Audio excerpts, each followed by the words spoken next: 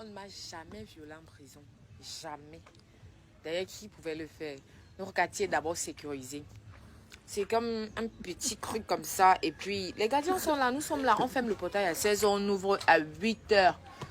Pour pouvoir, parce qu'il y avait les commerçants qui sortaient pour aller vendre. Il y a des femmes qui vendent là-bas, qui font des petites activités, pas de vente dans les quartiers des hommes là-bas.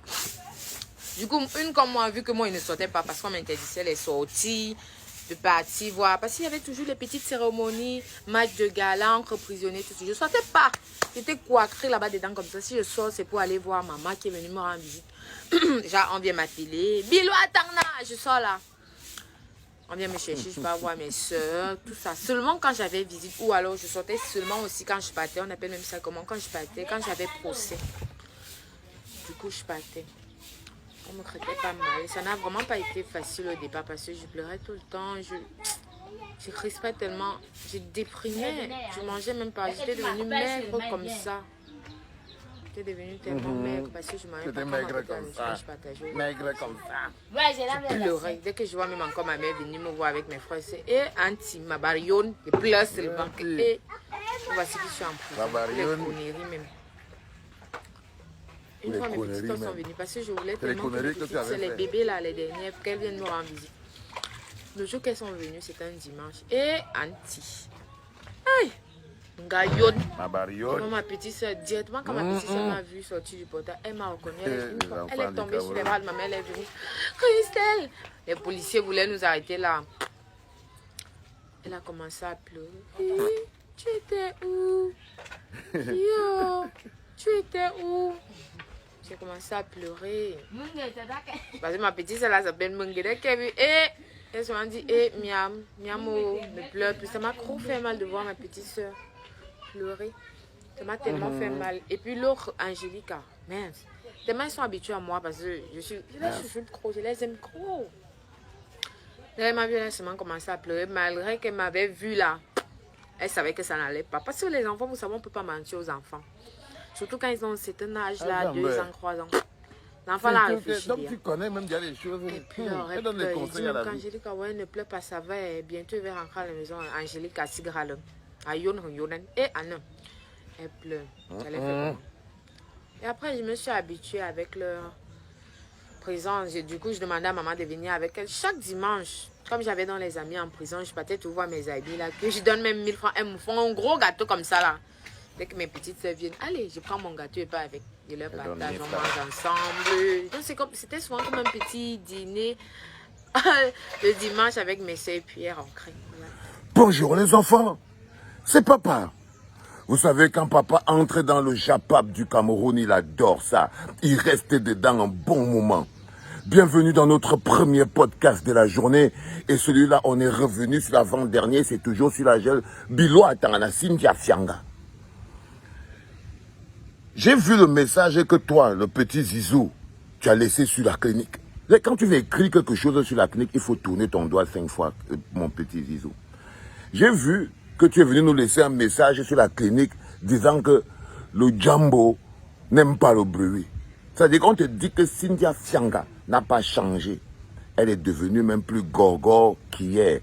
Je t'ai fait passer cette petite vidéo. Si tu connais ce qu'on appelle le body language, le body faciès, tu dois savoir que s'il y a quelqu'un qui contrôle bien la situation en ce moment qui se passe dans ta tête, c'est Cynthia Fianga. Quand je t'ai vu venir écrire dans le Jambo n'aime pour le bruit, j'ai su que tu l'avais déjà cotopié. Ça, c'est l'arrogance, la petite arrogance de quelqu'un qui est déjà tombé dans le piège. C'est-à-dire que quand je t'ai vu écrire le Jambo, moi d'abord je ne joue pas au Jambo. Quand tu me dis le Jambo n'aime pas le bruit, je ne sais pas de quoi tu me parles, frère.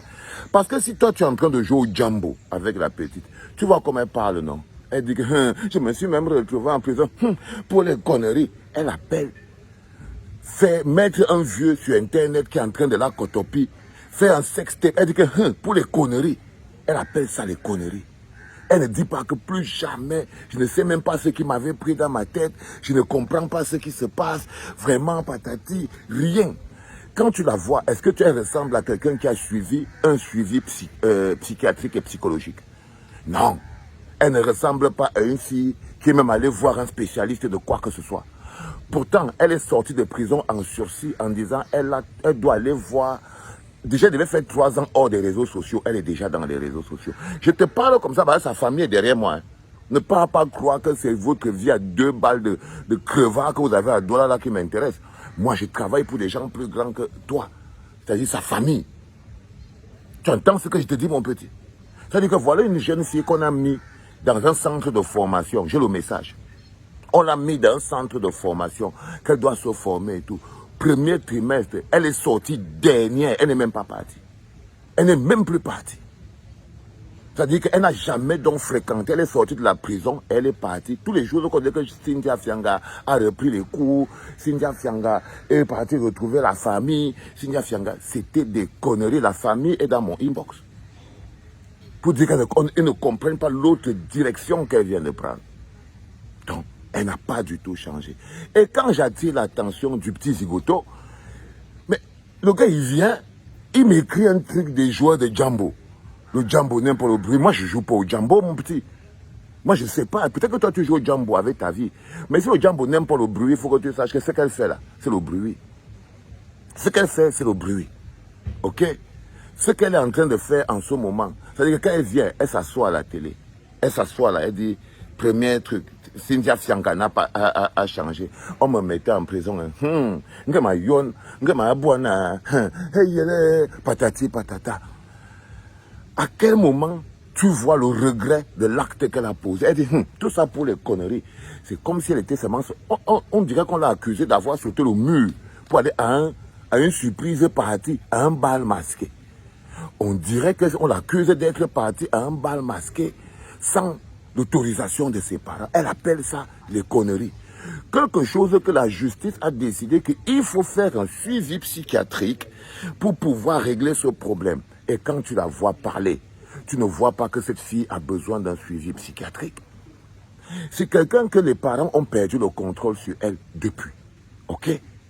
Les parents ont perdu le contrôle sur elle depuis. J'avais déjà maigri, j'étais déjà comme ça. Mais quand tu la vois, est-ce que tu vois qu'elle a maigri? Donc quand j'ai vu la petite arrogance avec laquelle tu es venu, mon petit Zizou, avec tes phrases de petit bangando, genre le Jambo n'aime pas le bruit, je ne suis pas ton partenaire de Jambo. Et si tu es en train de jouer au Jambo, je ne sais pas si c'est toi qui joues au Jambo avec la vie de Cynthia Fianga, ça veut dire que tu tentes quelque chose. C'est ce que tu veux dire. Que tu tentes quelque chose, si ça marche, c'est bon. Si ça ne marche pas, ce n'est pas bon. La vie, c'est la mise. C'est ça que tu veux me dire, non? C'est toute la vie, c'est la mise. C'est-à-dire que tu mises, si tu tentes, c'est bon. Si ça ne marche pas, c'est pas bon. Donc tu joues au Jambo avec la vie de Cynthia Fianga. Mais Cynthia Fianga, elle aussi joue au Jambo avec ta vie, mon petit. Elle aussi, elle joue au Jambo avec ta vie. Parce que ce que je veux que tu comprennes, c'est que si tu croyais que ses parents sont contents de ce que tu es en train de faire, comprends que ses parents attendent le moindre faux pas pour te coller en prison. Comprends que les parents de Cynthia Fianga attendent seulement que la prochaine fois, ils ont même lavé les mains à l'heure-ci.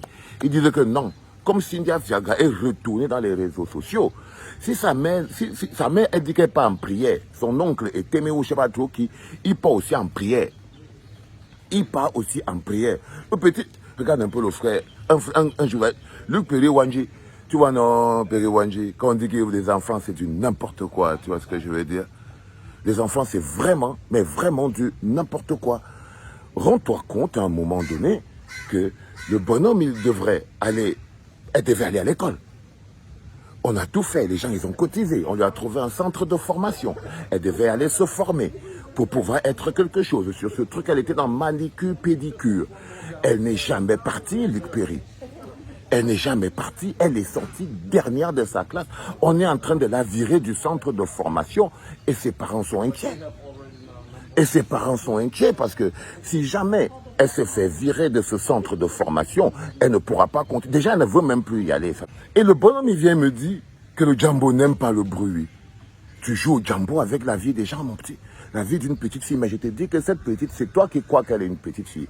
Donc, la personne que j'essaye encore de protéger dans cette histoire, c'est encore toi, mon petit Zizou. C'est toi. Parce que c'est très important que tu comprennes que si jamais tu n'arrives pas à faire quelque chose de ta vie, personne ne le fera à ta place. Tu vois ce que je veux dire? Si tu n'arrives pas à faire quelque chose de ta vie, Personne ne le fera à ta place. Cette nana est en train de te manipuler, mon petit Zizou.